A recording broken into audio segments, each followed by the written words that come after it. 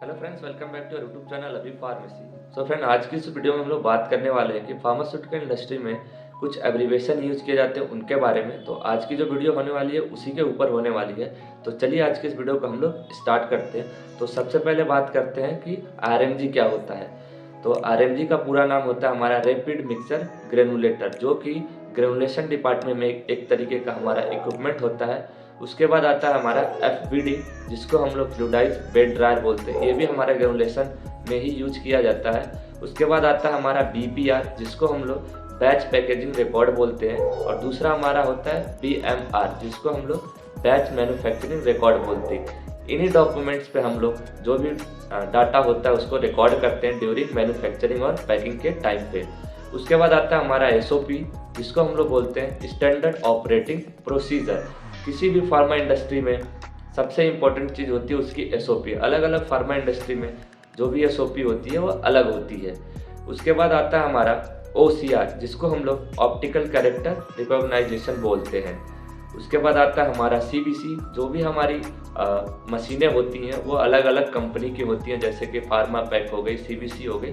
तो सीबीसी का पूरा नाम होता है कॉलम ऑप्टिकल काउंट। वैसे तो इसका कुछ ऑफिशियल फुल फॉर्म नहीं है, लेकिन इसको ऐसे बोलते हैं कॉलम वर्टिकल काउंट। उसके बाद आता है हमारा CRF, जिसको हम लोग चेंज रिक्वेस्ट फॉर्म बोलते हैं। उसके बाद अगला हमारा है BOM, जिसको हम लोग बिल ऑफ मटेरियल के नाम से जानते हैं। उसके बाद आता है हमारा RM, जिसको हम लोग रॉ मटेरियल बोलते हैं। उसके बाद आता है PM, जिसको हम लोग पैकिंग मटेरियल बोलते हैं। उसके बाद आता है हमारा BRM, जिसको बिजनेस रिलेशनशिप मैनेजमेंट बोलते हैं। वैसे ही एक आता है हमारा CRM, जिसको हम लोग कस्टमर रिलेशनशिप मैनेजमेंट बोलते हैं। उसके बाद आता है हमारा BSR, जिसको हम लोग बाउंडेड स्टोर रूम के नाम से भी जानते हैं। उसके बाद हमारा एक सॉफ्टवेयर यूज किया जाता है, जिसको हम लोग SAP के नाम से जानते हैं, SAP के नाम से, जिसका नाम होता है system application and product in data processing. इसका जनरली यूज किया जाता है फार्मास्यूटिकल इंडस्ट्री में।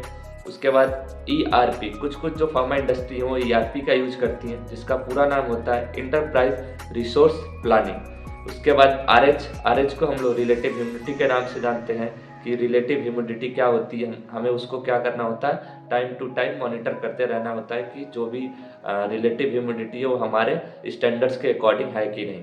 उसके बाद आता है BQS, ये हमारा पैकेजिंग में जो मशीन होती है उसको बोलते हैं, जिसका नाम होता है ब्लिस्टर क्विक सर्वो। उसके बाद कुछ हमारी रेगुलेटरी अथॉरिटीज़ के नाम जो होते हैं वो शॉर्ट में आते हैं, जैसे कि MHRA हो गया। तो MHRA को हम लोग बोलते हैं medicine and health care product regulatory agency. उसके बाद आता है TGA, जो कि ऑस्ट्रेलिया की रेगुलेटरी अथॉरिटी है, जिसको हम लोग बोलते हैं थेरेप्यूटिक गुड्स एडमिनिस्ट्रेशन। वैसे ही हमारा आता है US FDA, जो कि फार्मा इंडस्ट्री में सबसे ज़्यादा स्ट्रिक्ट रेगुलेटरी अथॉरिटी के नाम से भी जाना जाता है, जिसका पूरा नाम होता है United state food and drug administration. वैसे ही हमारे इंडिया के लिए भी रेगुलेटरी अथॉरिटी है, जिसको हम लोग CDSCO के नाम से जानते हैं, central drug standard control organisation. इसका पूरा नाम होता है, शॉर्ट में हम लोग CDSCO के नाम से जानते हैं। उसके बाद आता है WBTR, यानी WBTR क्या होता है, तो इसका पूरा नाम होता है वाटर वेपर ट्रांसमिशन रेट, कि किसी भी मटेरियल से जो हमारा वाटर वेपर का ट्रांसमिशन हो रहा है वो किस रेट से हो रहा है, उसको हम लोग बोलते हैं WBTR। वैसे ही आता है OBTR, इसको हम लोग बोलते हैं ऑक्सीजन वेपर ट्रांसमिशन रेट। उसके बाद आता है हमारा TTFG, जिसको हम लोग ट्रांसफर टू फिनिश गुड्स के नाम से भी जानते हैं। उसके बाद आता है हमारा RPM, यानी कि जो भी हमारी मशीन है वो कितने RPM पे चल रही है, तो इसका पूरा नाम होता है रिवोल्यूशन पर मिनट, यानी 1 मिनट में वो कितना ज़्यादा रिवोल्यूशन कर रही है। उसके बाद आता है हमारा BBD, जिसको हम लोग बैक ब्रोकेट डिटेक्टर के नाम से भी जानते हैं। ये हमारा ग्रेनुलेशन में FBD जो मशीन होती है उसमें लगे होते हैं डिटेक्ट करने के लिए। उसके बाद आता है हमारा SFM, जिसको हम लोग सॉलिड फ्लो मॉनिटर के नाम से जानते हैं। वैसे ही फार्मा इंडस्ट्री में यूज किया जाता है NA, जिसका पूरा नाम होता है नॉट एप्लीकेबल। जब कोई भी चीज़ हम लोग डॉक्यूमेंट करते हैं, कोई स्पेस खाली रह जाता है, तो वहाँ पे हम लोग NA कर देते हैं कि ये जो भी स्पेस है वो अब किसी भी यूज के लिए नहीं एप्लीकेबल नहीं है, तो उसका पूरा नाम होता है नॉट एप्लीकेबल। उसके बाद NO शॉर्ट में हम लोग यूज करते हैं, जैसा कि सभी जानते हैं कि इसको नंबर बोलते हैं। उसके बाद आता है TECO यानी टेक्निकली कंप्लीट। उसके बाद आता है IPA जो कि काफ़ी ज़्यादा फेमस है, जिसको हम लोग बोलते हैं आइसोप्रोपाइल अल्कोहल, जो कि फार्मा इंडस्ट्री में सैनिटाइजेशन के लिए यूज किया जाता है। उसके बाद आता है हमारा HMI, जिसका पूरा नाम होता है ह्यूमन मशीन इंटरफेस। ऐसे ही हमारा होता है एक MMI, जिसको हम लोग मैन मशीन इंटरफेस के नाम से भी जानते हैं। उसके बाद आता है हमारा PLC, जिसके ऊपर हम लोग कोई भी जो पैरामीटर होता है मशीन का वो सेट करते हैं, जिसको हम लोग बोलते हैं प्रोग्रामेबल लॉजिकल कंट्रोल। उसके बाद V/V के नाम से हम लोग बोलते हैं, यानी वॉल्यूम बाय वॉल्यूम। वैसे ही आता है हमारा AHU, जो भी हमारे फार्मा इंडस्ट्री में एयर सप्लाई होती है उसको ये कंट्रोल करता है, जिसका पूरा नाम होता है एयर हैंडलिंग यूनिट, जिसको हम लोग शॉर्ट में AHU के नाम से जानते हैं। उसके बाद आता है हमारा NLT, जिसको हम लोग बोलते हैं नॉट लेस देन। जब कोई भी पैरामीटर होता है जैसे फार्मा इंडस्ट्री में, तो उसको हम लोग बोलते हैं कि ये चीज़ इससे ज़्यादा या इससे कम नहीं होनी चाहिए। एक होता है हमारा NMT नॉट मोर देन, यानी इससे ज़्यादा नहीं होना चाहिए, और NLT हमारा होता है नॉट लेस देन, इससे कम नहीं होना चाहिए।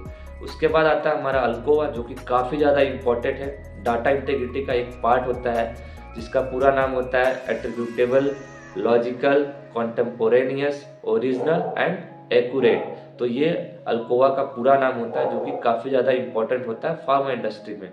उसके बाद आता है SS मीन्स स्टेनलेस स्टील। जो भी हमारे इक्विपमेंट यूज किए जाते हैं जनरल फार्मा इंडस्ट्री में, वो स्टेनलेस स्टील के होते हैं। उसके बाद आता है हमारा CPU, जो कि एक कंप्यूटर का पार्ट है, जिसको हम लोग सेंट्रल प्रोसेसिंग यूनिट के नाम से भी जानते हैं, शॉर्ट फॉर्म में इसको हम लोग CPU बोलते हैं। उसके बाद आता है हमारा TIS, जिसको हम लोग टैबलेट इंस्पेक्शन सिस्टम के भी नाम से जानते हैं। उसके बाद हमारा अगला एब्रीवेशन आता है HDPE, जिसको हम लोग हाई डेंसिटी पॉलीइथाइलिन के नाम से भी जानते हैं। जो भी हमारी बॉटल्स होती हैं वो HDPE की ही बनी होती हैं, जो कि बल्क पैकिंग में यूज़ की जाती हैं। जो भी कंटेनर होते हैं वो HDPE के बने होते हैं। इसके बाद अगला हमारा आता है ID, जिसको हम लोग आइडेंटिफिकेशन के नाम से भी जानते हैं।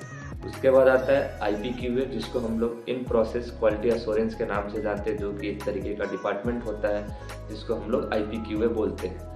उसके बाद आता है हमारा IPQC, जिसको हम लोग बोलते हैं इन प्रोसेस क्वालिटी कंट्रोल। उसके बाद QA यानी क्वालिटी एश्योरेंस। उसके बाद QC, जिसको हम लोग क्वालिटी कंट्रोल के नाम से भी जानते हैं। उसके बाद आता है F&D, जिसको हम लोग फॉर्मुलेशन एंड डेवलपमेंट के नाम से जानते हैं। तो ये थे कुछ एब्रीवेशन जो कि फार्मास्यूटिकल इंडस्ट्री में यूज किए जाते हैं। आज की वीडियो हम लोग इतना ही डिस्कस कर सकते हैं। जो नेक्स्ट वीडियो होगी उसमें कुछ हम बचे हुए एब्रीवेशन को भी डिस्कस कर लेंगे। तो आई होप आपको वीडियो हेल्पफुल लगी हो। वीडियो हेल्पफुल लगे तो वीडियो को लाइक कर दीजिए और